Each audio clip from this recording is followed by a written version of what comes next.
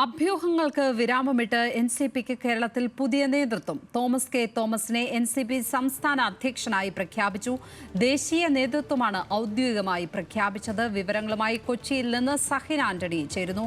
സഹിൻ, ഒടുവിൽ ആ പ്രഖ്യാപനം വന്നിരിക്കുകയാണ്. കാര്യങ്ങൾ പ്രഖ്യാപിക്കുന്നതുവരെ താനത് വിശ്വസിക്കുന്നില്ല എന്നായിരുന്നു മന്ത്രിസ്ഥാനത്തെ ഓർമ്മിപ്പിച്ച് തോമസ് കെ തോമസ് കഴിഞ്ഞ ദിവസം പറഞ്ഞത്. ഏതായാലും പ്രഖ്യാപനം വന്നിരിക്കുകയാണ് ഇപ്പോൾ.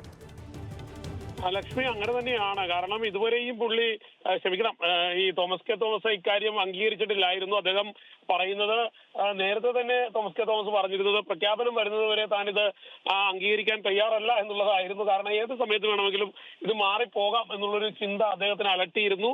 എന്തായാലും അതെല്ലാം അദ്ദേഹത്തിന്റെ ആശങ്കയ്ക്കൊക്കെ വിരാമമിട്ട് ഇന്നൊരു പ്രഖ്യാപനം ഉണ്ടായിരിക്കുകയാണ്. പാർട്ടിയുടെ ദേശീയ അധ്യക്ഷൻ തന്നെ അദ്ദേഹത്തിന്റെ പേര് പ്രഖ്യാപിച്ചിരിക്കുകയാണ്. പാർട്ടി സംസ്ഥാന അധ്യക്ഷനായി തോമസ് കെ തോമസിനെ തെരഞ്ഞെടുത്തിരിക്കുന്നു. എൻ.സി.പിക്ക് പുതിയ ഒരു നേതൃത്വമായി തോമസ് കെ തോമസ് ഉയർന്നു വരികയാണ്. ഒപ്പം തന്നെ മുൻപ് മന്ത്രിസ്ഥാനത്തെ ചൊല്ലി ചില തർക്കങ്ങൾ ഉണ്ടായിരുന്നു. ആ തർക്കങ്ങളിൽ അദ്ദേഹത്തിന് താൽക്കാലികമായി പരാജയപ്പെടേണ്ടി വന്നെങ്കിൽ ഇപ്പോൾ വലിയൊരു വിജയം, അത് പാർട്ടിയുടെ സംസ്ഥാന അധ്യക്ഷ പദവിയിലേക്ക് തന്നെ എത്താൻ അദ്ദേഹത്തിന് കഴിഞ്ഞു എന്നുള്ളതാണ്. ഇതിൽ ചില കൂറുമാറ്റങ്ങൾ അദ്ദേഹത്തിന്റെ ഭാഗത്തു നിന്ന് ഉണ്ടായി എന്നുള്ളത് എടുത്തു പറയേണ്ടതാണ്. അദ്ദേഹം ആദ്യഘട്ടത്തിൽ പി.സി. ചാക്കോയോടൊപ്പം നിലയുറപ്പിച്ചിരുന്ന വ്യക്തിയായിരുന്നു. എന്നാൽ പിന്നീട് അദ്ദേഹം ശശീന്ദ്രന്റെ കൂട്ടുപിടിച്ചുകൊണ്ട് പി.സി. ചാക്കോയെ തലസ്ഥാനത്ത് നിന്ന് മാറ്റുകയും പകരം ആ സ്ഥാനത്തേക്ക് തോമസ് കെ തോമസ് എത്തുകയും ചെയ്യുകയായിരുന്നു. ലക്ഷ്മി. സഹിൻ ആന്റണി, കൊച്ചിയിൽ നിന്ന്.